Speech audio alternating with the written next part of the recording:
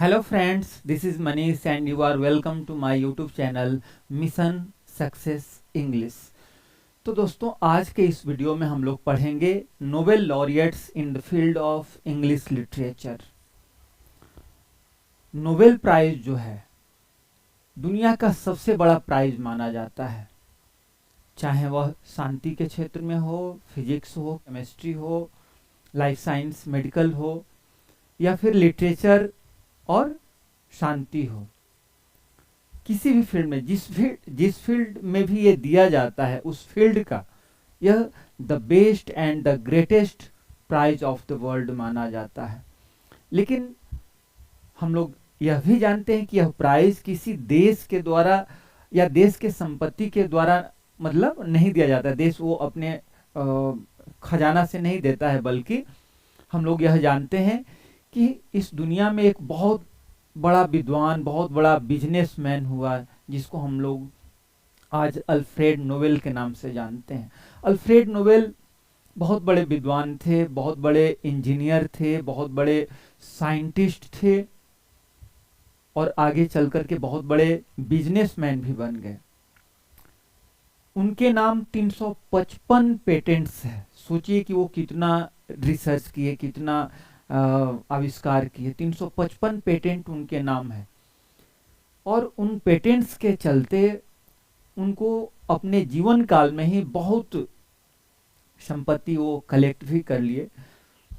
Generally ऐसा होता है कि आदमी मरता है तो अपने धन संपत्ति को जब लिख करके जाता है वसीयतनामा में, तो वसीयतनामा में अपने बाल बच्चा, परिवार, रिलेटिव की चर्चा करता है, कोई फ्रेंड की चर्चा करता है। लेकिन अल्फ्रेड नोबेल किसी की चर्चा न करके, बल्कि उनका कहना था कि इस मानवता को, इस ह्यूमन काइंड को जो भी अपने रचनाओं से, जो भी अपने कृत्यों से, जो भी अपने डिस्कवरीज से सेवा किया है, उसको मेरा ये जो खजाना है, मेरा जो धन संपत्ति है, उसका जो इंटरेस्ट है, उसका जो सूद है, उससे प्रतिवर्ष यह प्राइज दिया जाएगा।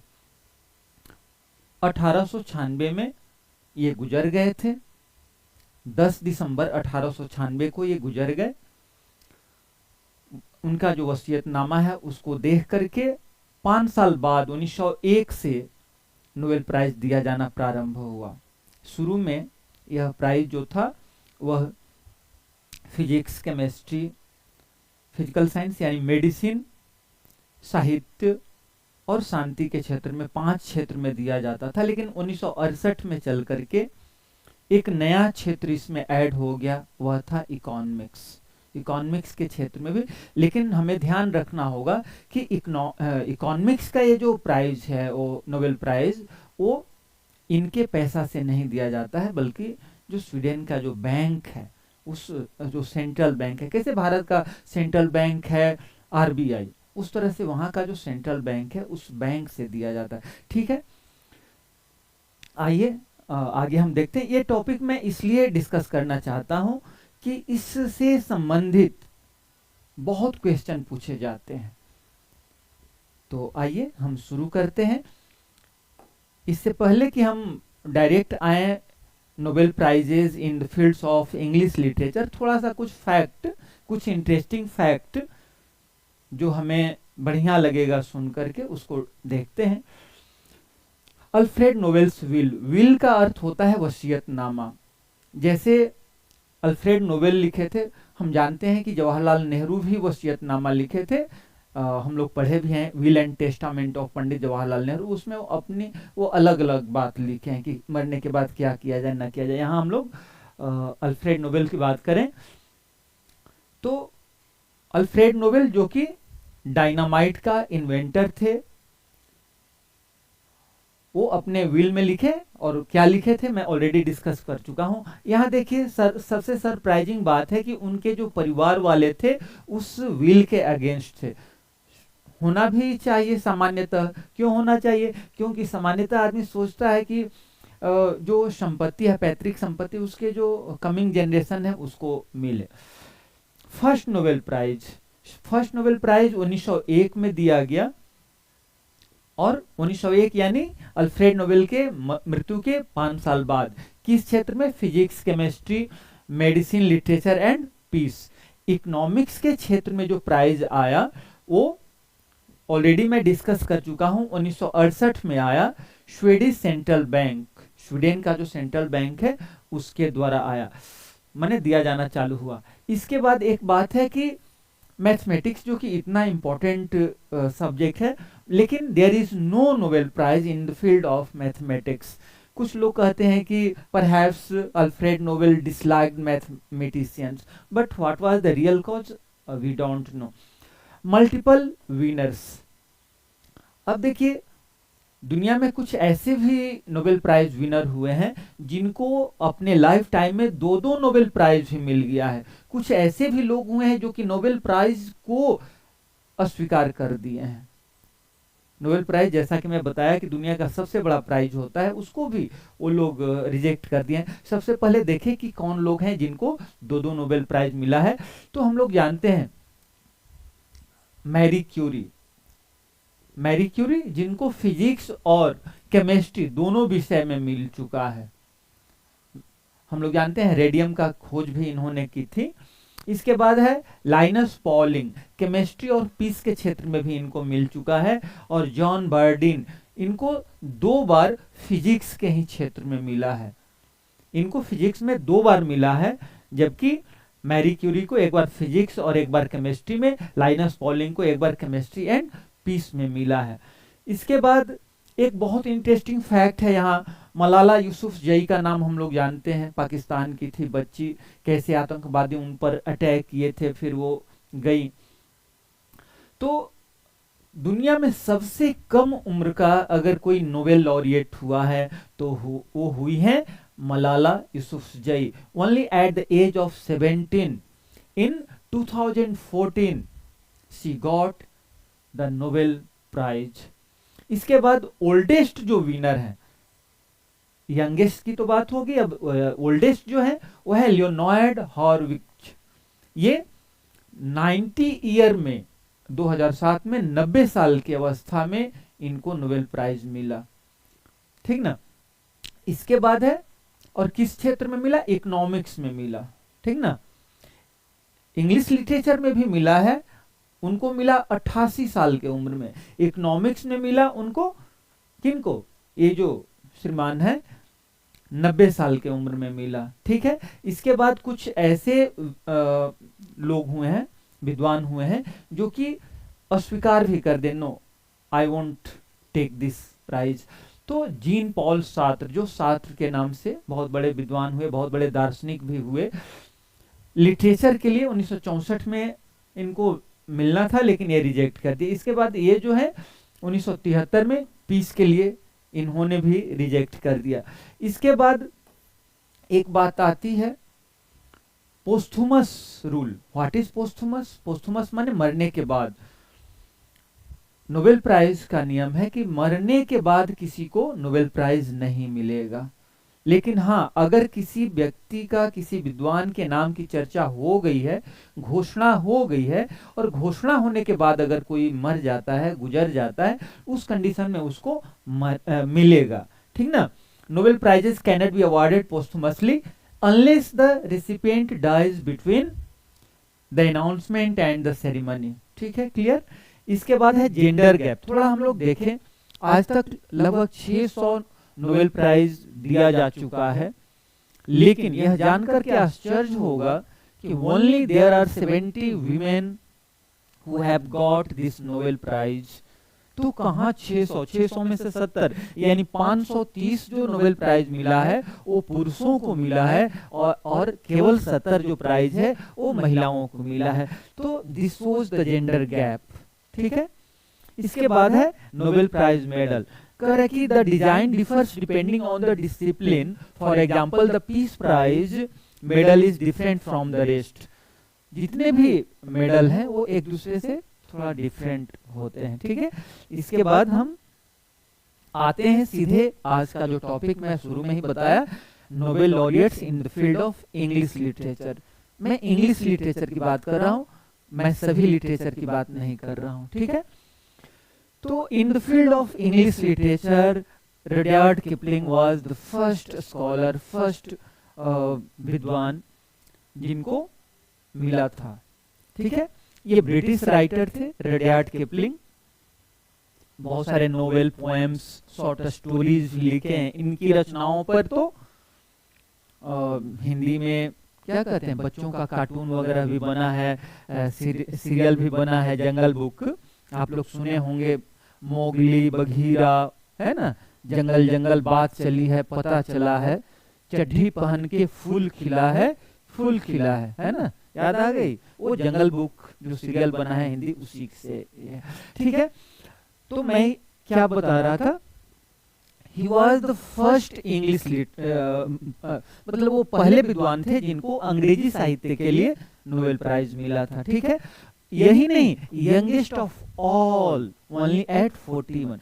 अब देखिए, अभी कुछ देर पहले मैं मलाला यूसुफजई का नाम लिया था, तो मलाला यूसुफजई जो थी सबसे कम उम्र की, वो सब फील्ड को मिला करके थी। यहाँ जो इनको कहा जा रहा है कि केवल 41 साल की उम्र में, तो मैं ये कहना चाहता हूँ कि इंग्लिश लिटरेचर में सबसे कम उम्र के ये थे, 41 साल के थे जिनको ये नोबेल प्राइज मिला था। इसके बाद जो दूसरा नोबेल प्राइज है इंग्लिश में 1907 के बाद सीधे 1913 में मिलता है, वो है गुरुदेव रविन्द्रनाथ टैगोर को। रविन्द्रनाथ टैगोर का असली नाम था रविन्द्रनाथ ठाकुर, वो तो टैगोर अंग्रेजों के चलते हो गया टैगोर, ठाकुर को ही गलत उच्चारण करते। कैसे हम लोग अंग्रेजी का कभी कभी गलत उच्चारण करते हैं, उस तरह वो लोग भी ठाकुर का गलत उच्चारण करते थे और ठाकुर बन गया टैगोर। उसकी कहानी फिर कभी, है ना। तो रविन्द्रनाथ टैगोर को 1913 में गीतांजलि के लिए मिला था। गीतांजलि मूलतः लिखी गई थी बंगला में, लेकिन बंगला से अंग्रेजी में ट्रांसलेशन का काम खुद गुरुदेव ने ही किया था, अर्थात रविन्द्रनाथ टैगोर ने ही किया था। और सरप्राइजिंग फैक्ट ये है कि Rabindranath Tagore was not only the first Nobel laureate of India but of Asia, और वही नहीं, he was the first non-European and non-white person to get this award। इसके बाद यहाँ एक बात मैं लिखा हूँ कि 1900, चूंकि नोबेल प्राइज तो हर साल दिया जाता है, लेकिन एक बार गैप हुआ है, ये बात ध्यान दीजिएगा, एक बार गैप हुआ है 1914 में। 1914 में there was no Nobel prize. क्यों? क्योंकि 1914 याद कीजिए द ग्रेट वॉर का समय, प्रथम विश्व युद्ध का समय, इसलिए नहीं मिला। 1923 William Butler it's, W bits, अंग्रेजी से प्रेम हो और इनका नाम आप न जानते हो, ऐसा हो नहीं सकता। हरिवंश राय बच्चन कैम्ब्रिज में जाकर के इन पर रिसर्च किया, occultism in the fields of W bits, है ना। ये डब्ल्यू बिट्स जो थे एक आयरिश पोएट थे। आयरिश पोएट मतलब आयरलैंड के पोएट थे, बहुत महान पोएट थे। 1923 में इनको नोबेल प्राइज दिया गया। किस लिए? ध्यान दीजिए, जब भी किसी विद्वान को नोबेल प्राइज दिया जाता है तो कॉज, कारण लिखा रहता है कि किस आधार पर दिया जा रहा है। For his always inspired poetry, आप सब में देखिएगा तो लिखा है कि किस लिए दिया गया, ठीक ना। तो यहाँ कैसे लिखा हुआ है, ऐसे यहाँ भी लिखा है, for his always inspired poetry which in a highly artistic form gives expression to the spirit of the whole nation। तो विलियम बटलर इट्स जो कि अंग्रेजी साहित्य के बहुत महान विद्वान हैं, इनको मिला 1923 में। इसके बाद आता है 1925 में जॉर्ज बर्नार्ड शॉ।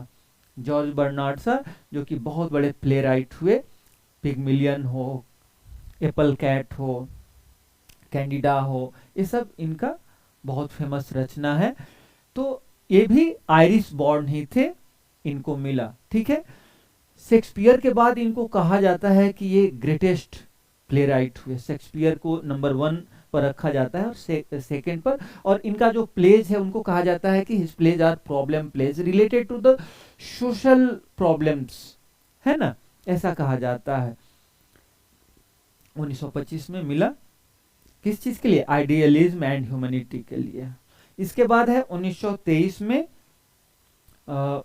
1930 में Sinclair Lewis, Harry Sinclair Lewis, ये फर्स्ट अमेरिकन थे जिनको नोबेल प्राइज मिला। याद रखिएगा, first American to receive the Nobel prize was Sinclair Levi's.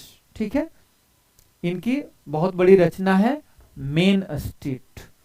और ध्यान दीजिएगा 1926 में ये ऑलरेडी पुलित्जर प्राइज, जो कि ऑलरेडी साहित्य के क्षेत्र का बहुत बड़ा प्राइज होता है, 1926 में ये रिफ्यूज कर चुके थे। ठीक है, इसके बाद है जॉन गाल्सवर्दी। फॉरसाइट सागा नाम सुने होंगे, स्ट्राइफ सुने होंगे, तो वही फॉरसाइट सागा वाले जो विद्वान हैं, प्लेराइट हैं, ब्रिटिश राइटर जॉन गाल्सवर्दी, इनको 1932 में मिलता है नोबेल प्राइज। ठीक है, फॉरसाइट सागा के लिए। 1909 में इनकी एक रचना आई थी स्ट्राइफ, संघर्ष, और 1910 में एक आई थी रचना जस्टिस, न्याय। ठीक है, इसके बाद है Eugene O'Neill, American writer. Eugene O'Neill was American writer, बहुत बड़े विद्वान। 1936 में इनको प्राइज मिला। और ध्यान दीजिएगा 4 टाइम्स पुलित्जर प्राइज विनर। कितने विद्वान रहे होंगे, कितने महान रहे होंगे, 4 टाइम्स पुलित्जर प्राइज।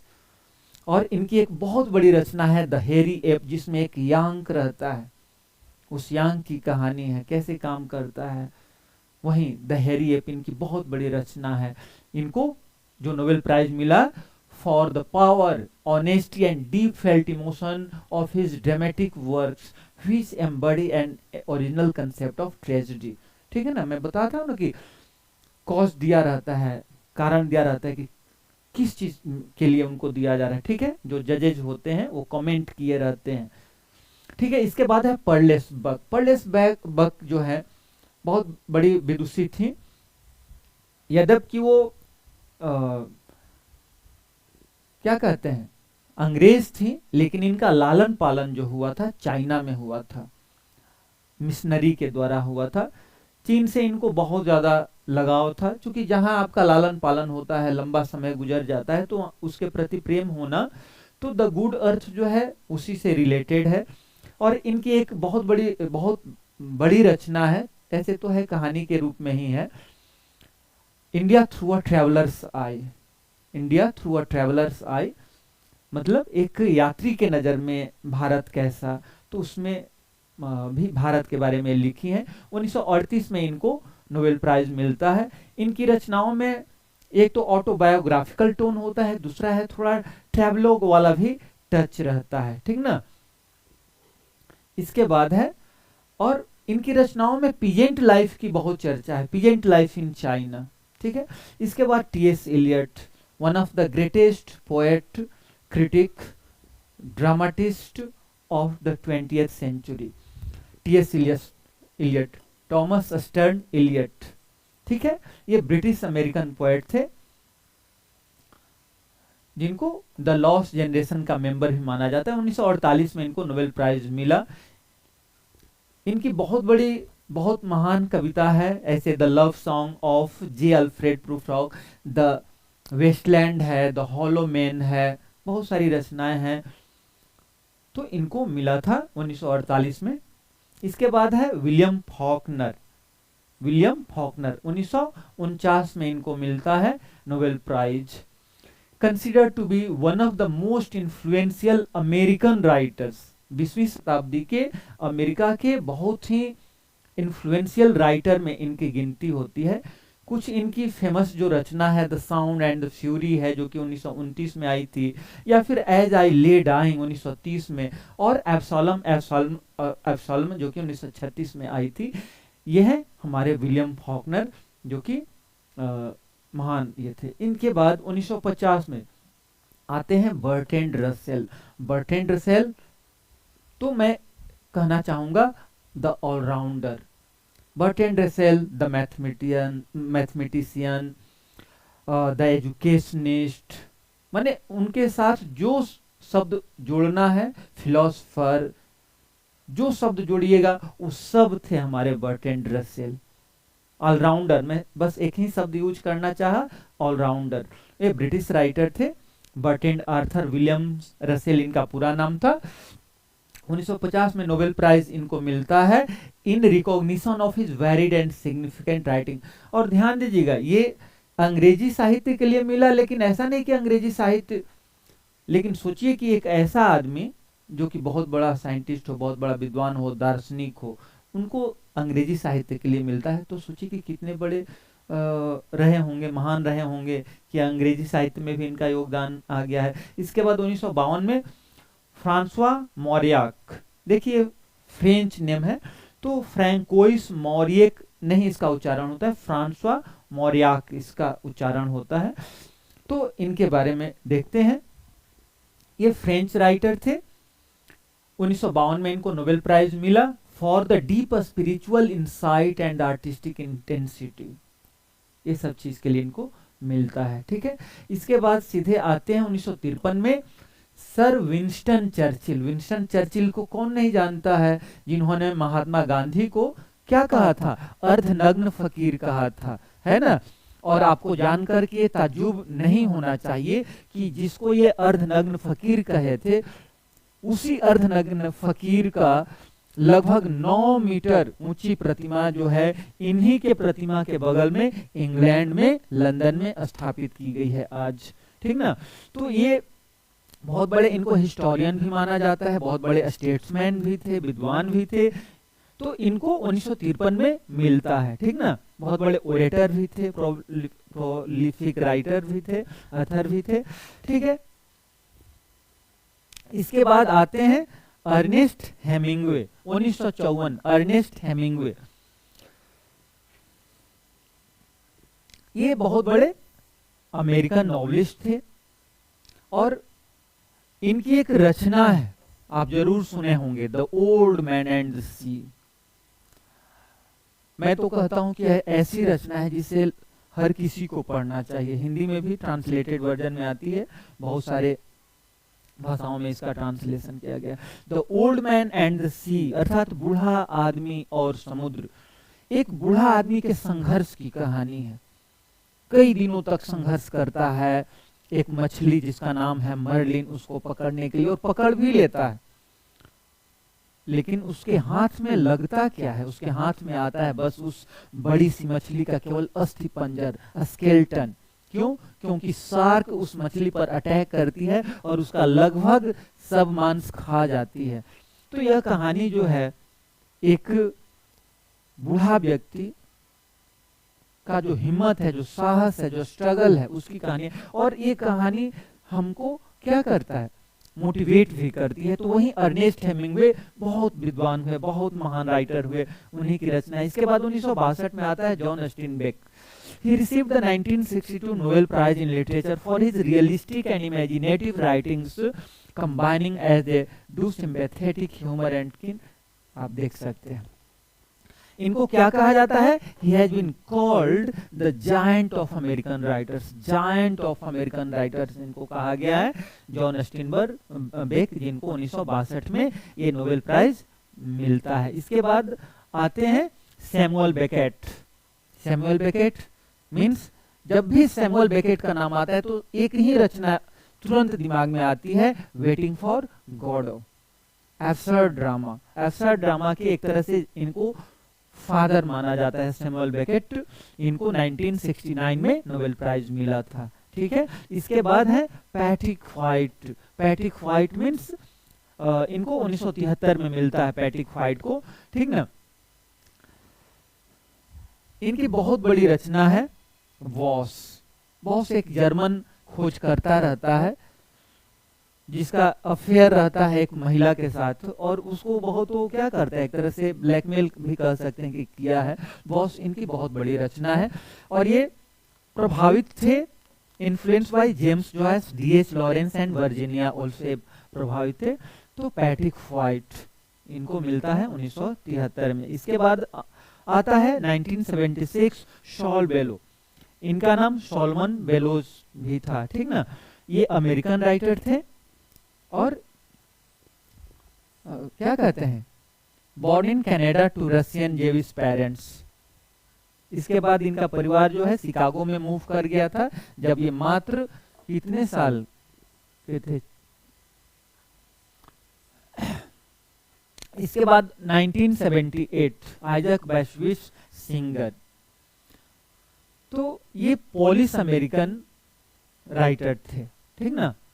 इनकी जो रचनाएं हैं उनमें कह रहा है कि किस चीज के लिए मिल रहा है, works ran and the gamut from touching ironic comedy to deeply nuanced social commentary, इस चीज के लिए इनको मिलता है। इसके बाद 1983 में विलियम गोल्डिंग, ये एक ब्रिटिश राइटर थे जिनका नाम विलियम गोल्डिंग ऐसे करके है, ठीक ना। ये किस चीज के लिए जाने जाते हैं, the deeply disturbing comic of age tale Lord of the Flies, Lord of the Flies के लिए इनको नोबेल प्राइज मिला। याद रखिएगा, नोबेल प्राइज इनको मिला किस रचना के लिए, मुख्य रूप से लॉर्ड ऑफ द फ्लाइज के लिए मिला, जो कि एक क्लासिक रचना इनकी मानी जाती है ना।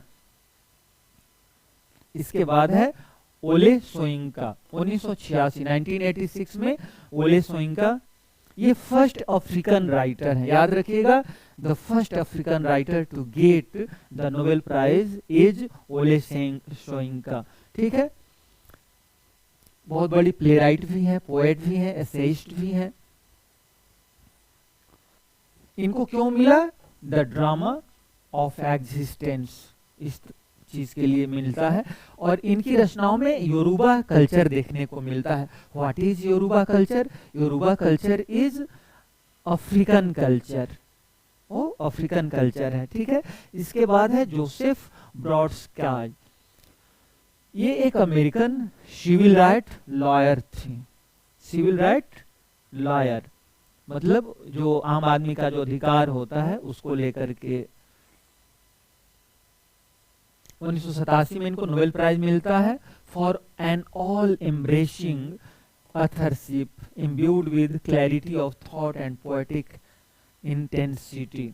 इसके बाद 1991 में हम देखते हैं नेडाइन गॉर्डिमर, 1991 में नेडाइन गॉर्डिमर, ये she was anti apartheid activist. ध्यान रखिएगा, ये क्या थी, she was anti apartheid. What is apartheid, apartheid एक पॉलिटिकल व्यवस्था होता है जिसमें हम नस्ल के आधार पर भेद करते हैं। ये अफ्रीका वगैरह में खूब था, तो ये एंटी अपार्थाइड एक्टिविस्ट थी। इनको नोबेल प्राइज 1991 में मिलता है, ठीक है।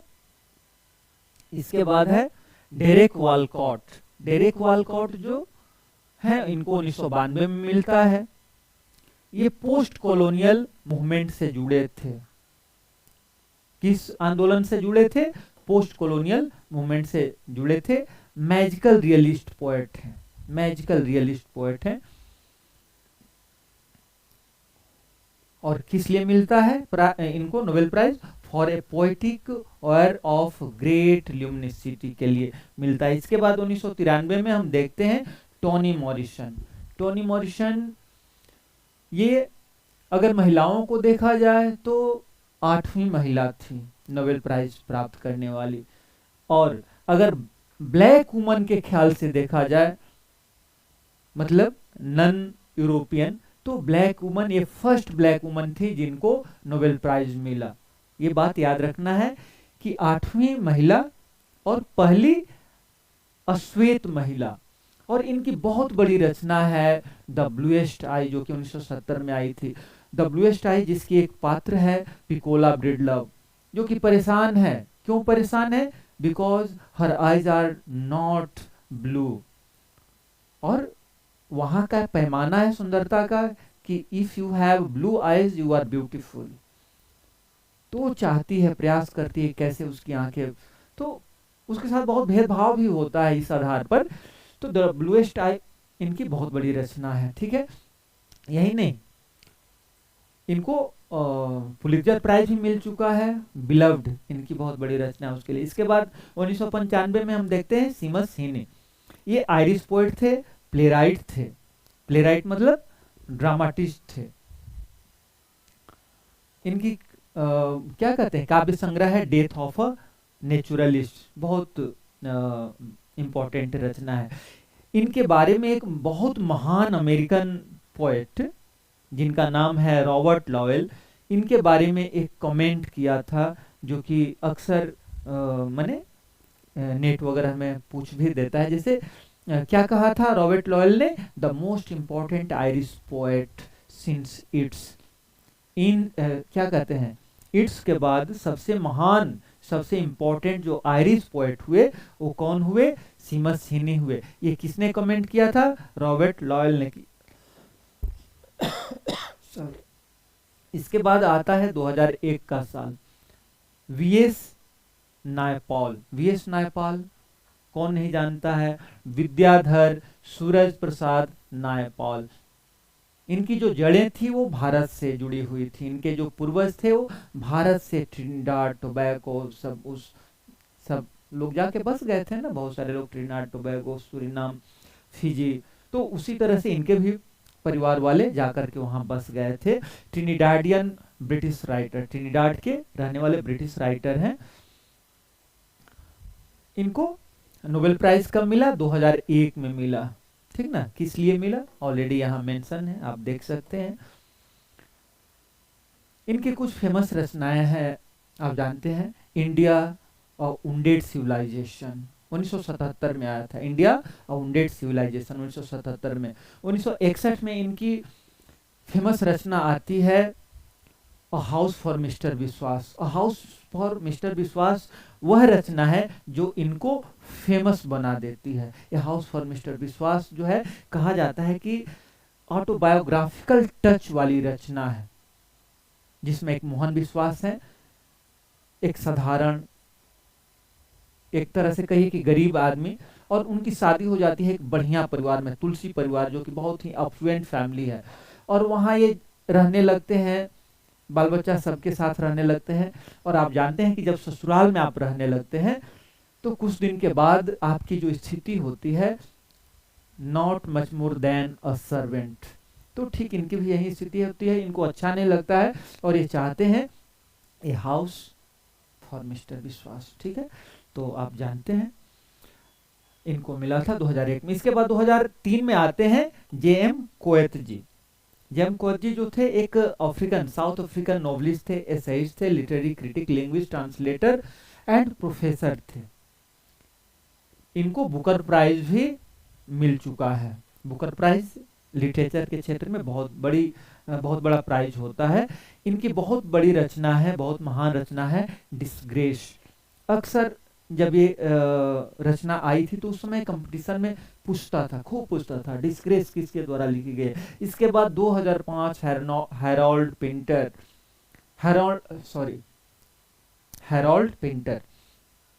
पिंटर जो कि एक्टर भी थे, ड्रामाटिस्ट भी थे, प्लेराइट तो थे ही।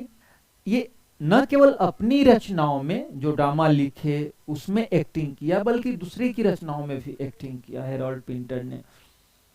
तो बहुत बड़ा नाम है हैरोल्ड पिंटर का।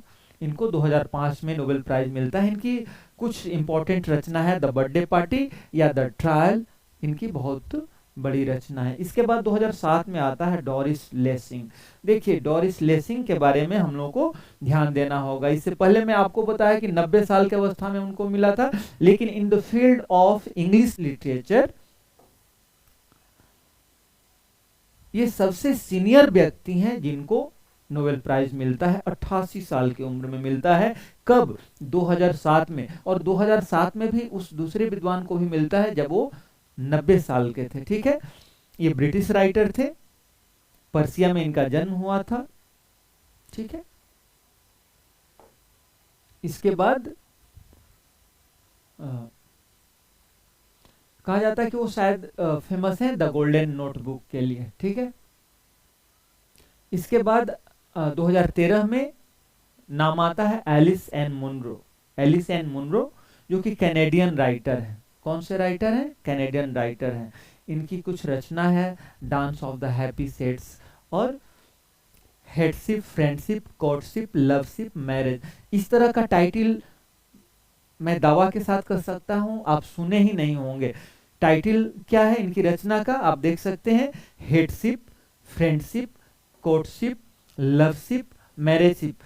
स्टेप बाय स्टेप इसको समझिए कि कहां से चालू हो रहा है, हेडशिप से चालू हो रहा है और अंत कहां हो रहा है, मैरिज में हो रहा है, ठीक है। ये इनकी बहुत फेमस रचना है, ठीक ना। इसके बाद है Bob Dylan. Bob Dylan was a singer, मूलतः ये सिंगर थे, सॉन्ग राइटर थे। हाँ, साथ में क्या कहते हैं, राइटर भी थे, सॉन्ग राइटर के साथ अन्य भी राइटर थे, परफॉर्मर भी थे, परफॉर्मेंस भी करते थे, ठीक ना। इनको 2016 में नोबेल प्राइज मिलता है। इसके बाद 2017 में आते हैं काजो इशिगुरो। ये जापान से इनका जड़ जुड़ा हुआ था, बाद में इनको ब्रिटिश नोवेलिस्ट ही माना जाता है, ठीक ना। म्यूजिशियन थे, स्क्रीन राइटर थे, शॉर्ट स्टोरी राइटर थे, ठीक ना। इनका जन्म कहाँ हुआ था? 1954 में नागासाकी। नागासाकी हिरोशिमा कहाँ है? जापान का बहुत बड़ा शहर है, ठीक ना। इनकी कुछ रचना है, the remains of the day, never let me go and his important, हाँ ये इनकी इम्पोर्टेंट रचना है। 2017 में इनको नोबेल प्राइज मिला था, ठीक है। इसके बाद है लुइस एलिजाबेथ ग्लक। 2020 में इनको नोबेल प्राइज मिलता है। ये इनको पुलित्जर प्राइज भी मिल चुका है। और इनको क्या कहा जाता है, कहा क्या जाता है, मतलब हैं भी poet laureate of USA, America की पोएट लॉरिएट भी थी, राष्ट्रकवि जिसको हिंदी में कहा जाता है, ठीक है। तो इनको मिलता है कब? 2020 में मिलता है। इसके बाद 2021 में मिलता है अब्दुल रज्जाक गुरनाक को, जो कि तंजानियन राइटर माने जाते हैं, तंजानिया के राइटर माने जाते हैं। इनको 2021 में मिलता है। इसके बाद हम आते हैं, इम्पोर्टेंट फैक्ट्स तो लगभग हम बता ही दिए हैं। इम्पोर्टेंट फैक्ट्स ऐसे देख ले रहे हैं कि ऐसा कोई चीज जो कि हम ना बताए हों। तो इसमें से हाँ एक चीज शायद इस पर मैं नहीं लिखा हूं, लेकिन मैं बता दे रहा हूं। इंग्लिश लिटरेचर में 2024 तक, 2024 तक इंग्लिश लिटरेचर में टोटल 29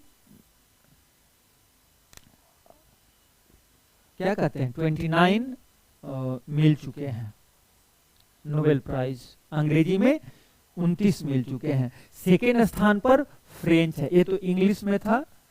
फ्रेंच जो है सेकेंड नंबर पर आता है। फ्रेंच लैंग्वेज में 16 नोबेल प्राइज मिले हैं। और थर्ड प्लेस जो है वो है जर्मन लैंग्वेज। जर्मन लैंग्वेज में 14 मिले हैं। मतलब आप ये टॉप 3 है इन माने क्या कहते हैं लैंग्वेज के ख्याल से, ठीक है। सरप्राइजिंग विनर्स में गिनती होती है 3 विद्वानों की। एक विंस्टन चर्चिल, जो कि अमेरिका के दो बार प्रधानमंत्री रह चुके थे, और मैं ऑलरेडी चर्चा किया, अर्धनग्न फकीर कहे थे महात्मा गांधी को। इसके बाद दूसरे जो विद्वान बर्ट्रैंड रसेल, जिसकी चर्चा मैं कर चुका हूं। और तीसरे जो सॉन्ग राइटर सिंगर थे बॉब डायलन, इनको सरप्राइजिंग विनर्स माना जाता है ना। तो चलिए, आज का वीडियो कैसा लगा? आज का वीडियो बहुत ही इंपॉर्टेंट वीडियो है, मुझे उम्मीद है आपको बढ़िया लगेगा। और अगर बढ़िया लगे तो लाइक कीजिए, शेयर कीजिए, और चैनल अगर सब्सक्राइब नहीं किए हैं तो सब्सक्राइब भी कर दीजिए, दोस्त मित्र को शेयर भी कर दीजिए। तो आज का वीडियो देखने के लिए आपको बहुत बहुत धन्यवाद। Thank you. फिर मिलते हैं दूसरे वीडियो में।